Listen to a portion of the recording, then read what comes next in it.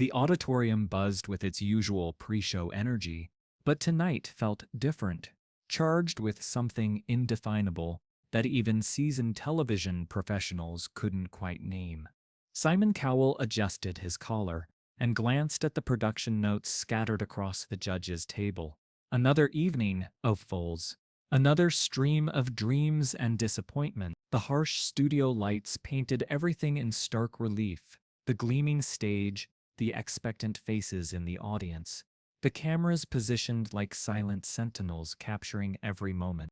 Next contestant, please. The stage manager's voice crackled through the speakers.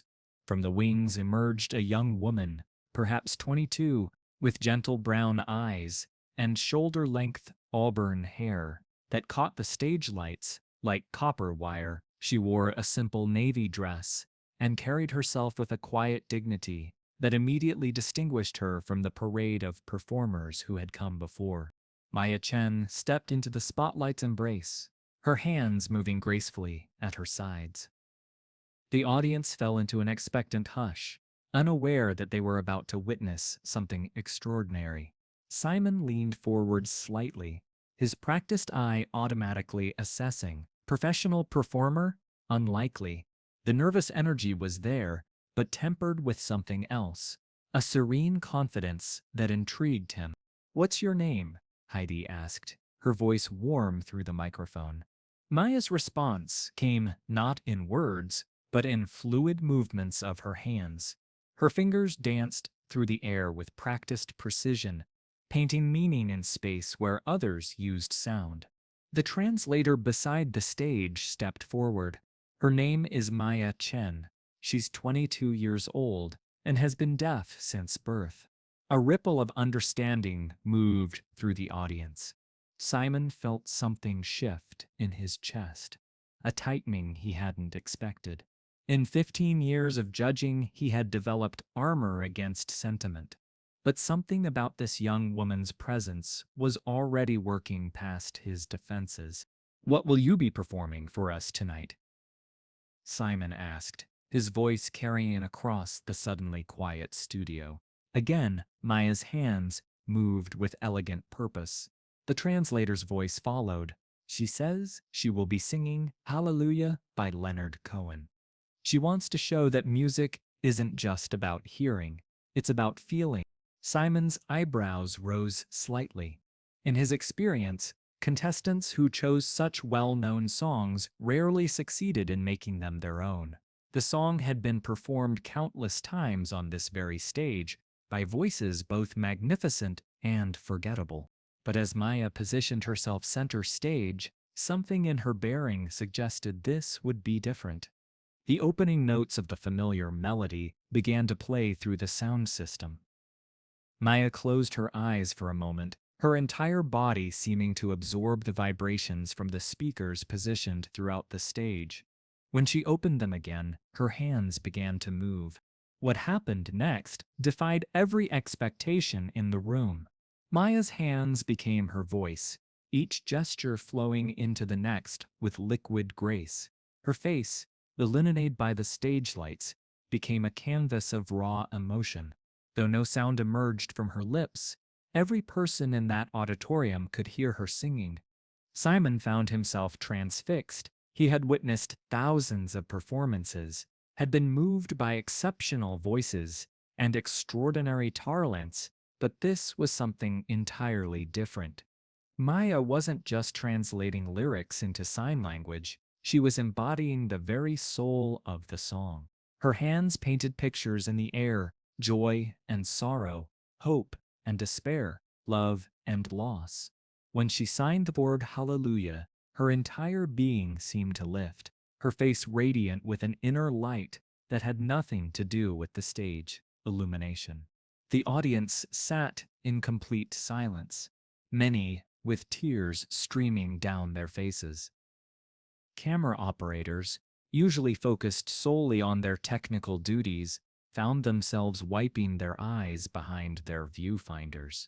But it was Simon who experienced the most profound transformation.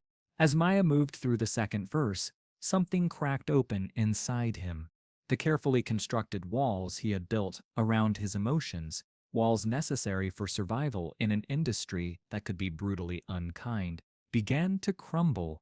He remembered, suddenly and with startling clarity, his own childhood struggles with communication, not deafness, but the devastating shyness that had made him feel equally isolated from the world around him. He remembered the ache of having so much to say, but lacking the courage to voice it. Maya's performance reached its crescendo, her movements becoming more passionate, more urgent. Her face glowed with an inner fire as she poured everything she had into those final, silent notes. When the music ended, the silence that followed was absolute. Simon sat frozen, his usual quick wit deserting him entirely. His throat felt tight, his eyes suspiciously warm. Around him, the other judges seemed equally affected, but none moved to break the spell that Maya had cast over the entire auditorium. Finally, it was the audience who responded first. One person began to clap, then another, until the entire venue erupted in thunderous applause. But this wasn't the usual appreciation for a good performance. This was something deeper, more primal. It was recognition of shared humanity, of barriers broken down and hearts opened. Maya stood in the center of it all, tears streaming down her face, her hands pressed to her heart. Simon slowly rose from his chair. The movement felt dreamlike, as if he were acting without conscious thought. His colleagues watched in amazement as the famously sharp-tongued judge walked around the table and began making his way toward the stage. "Simon," Heidi called after him, but he didn't respond. The audience fell silent again, sensing that something unprecedented was happening. Cameras tracked his movement as he climbed the steps to the stage, his usual confidence replaced by something far more vulnerable. Maya watched him approach, uncertainty flickering in her eyes. In her world of silence, she had learned to read faces with extraordinary skill, and she could see that this powerful man, this judge who held her dreams in his hands, was struggling with emotions he clearly hadn't expected to feel. Simon stopped just a few feet away from her, his hands hanging awkwardly at his sides. For a moment, the two of them simply looked at each other, the music industry mogul and the young woman who had just redefined everything he thought he knew about performance. Then, slowly and deliberately, Simon raised his hands and began to clap. Not the quick, perfunctory applause of professional approval, but a slow, rhythmic, deeply respectful acknowledgement of what he had just witnessed. Maya's eyes widened in surprise, then filled with fresh tears. She raised her hands to sign something, then stopped, realizing he wouldn't understand. But Simon surprised her. He pointed to his heart, then to her, then back to his heart. The message was universal, transcending the need for words or signs. "You moved me. You changed something in here." The gesture broke whatever remained of Maya's composure. She stepped forward and, throwing caution to the wind, wrapped her arms around this stranger, who had just shown her more respect than many hearing people had managed in her entire life. Simon hesitated for only a moment before returning the embrace. As he held this remarkable young woman, he felt something he hadn't experienced in years, a pure, uncomplicated joy in human connection. When they finally separated, Simon turned to face the cameras, his voice thick with emotion when he spoke. "In 30 years in this business," he began, his usual authoritative tone replaced by something softer, more genuine, "I have heard voices that could shatter glass and melt hearts. I have seen performers who could command armies and move mountains, but I have never, ever witnessed anything like what just happened here." He turned back to Maya, who was watching his lips intently, her hands ready to catch every word from the translator. "You didn't just perform a song," Simon continued. "You showed us something profound about what it means to be human. You proved that the most powerful music doesn't come from vocal cords or instruments. It comes from the soul." The translator's hands moved rapidly, and Maya's face lit up with a smile that could have powered the entire studio. Maya, Simon said, his voice growing stronger, I don't just want to put you through to the next round. I want the world to see what you just showed us. I want everyone to understand that barriers exist only in our minds, and that true artistry transcends every limitation we think we have. He reached into his jacket and pulled out something that made the entire audience gasp, the golden buzzer. This is for showing us that silence can be the loudest voice of all, he said, and pressed the button. Golden confetti rained down from the ceiling as the audience erupted in a standing ovation that seemed to shake the very foundations of the building.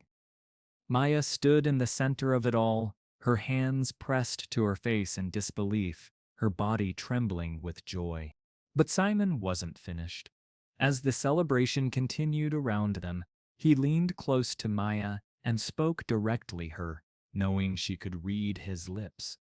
Thank you, he mouthed slowly and clearly. Thank you for reminding me why I fell in love with this business in the first place.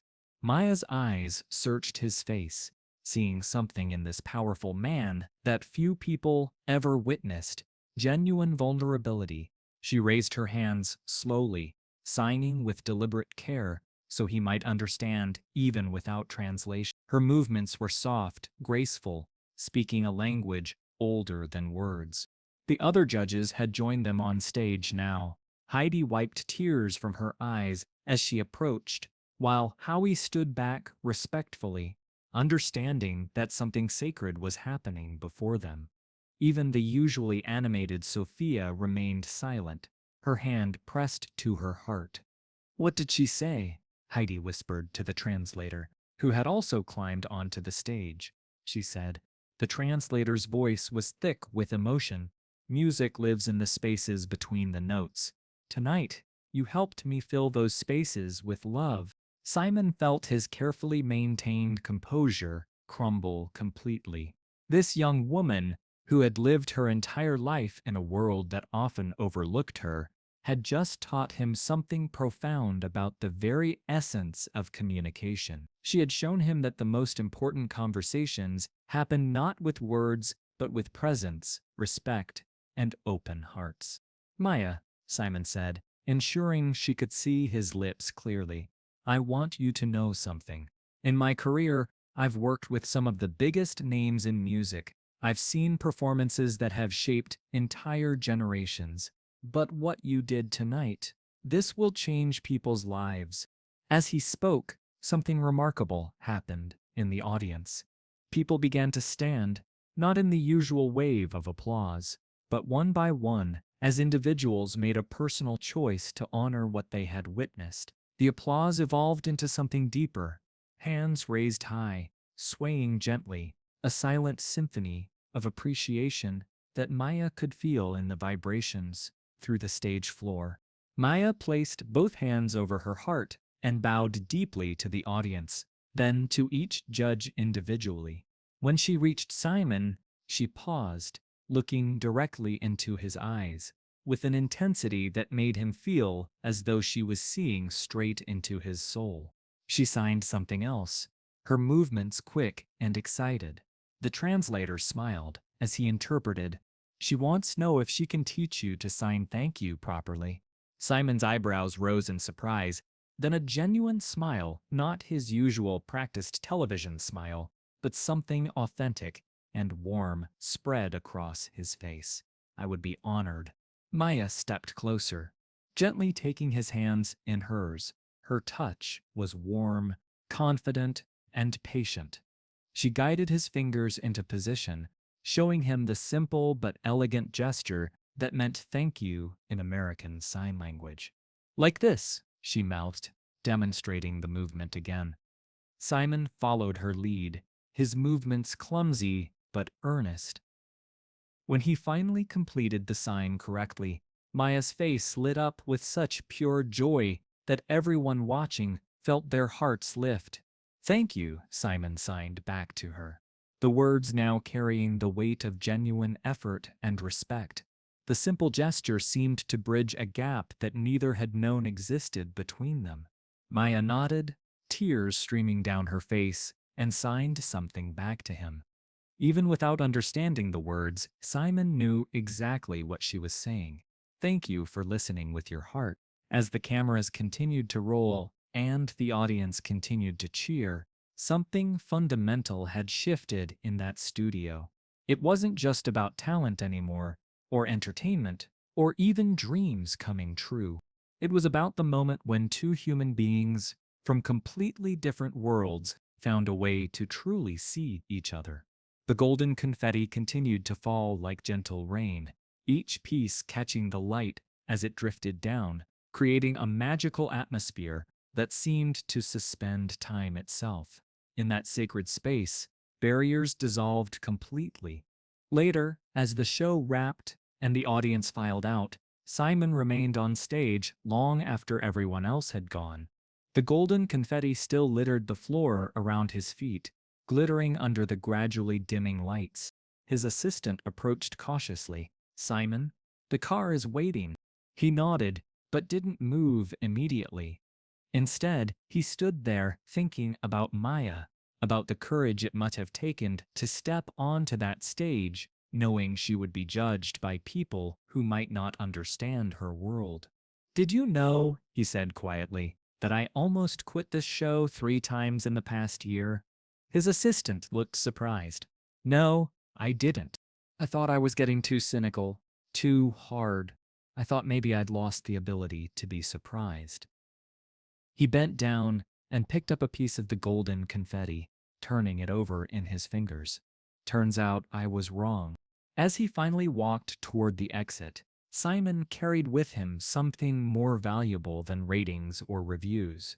The reminder that sometimes the most profound moments come from the most unexpected places, and that true communication happens not through words or sounds, but through the universal language of the human heart.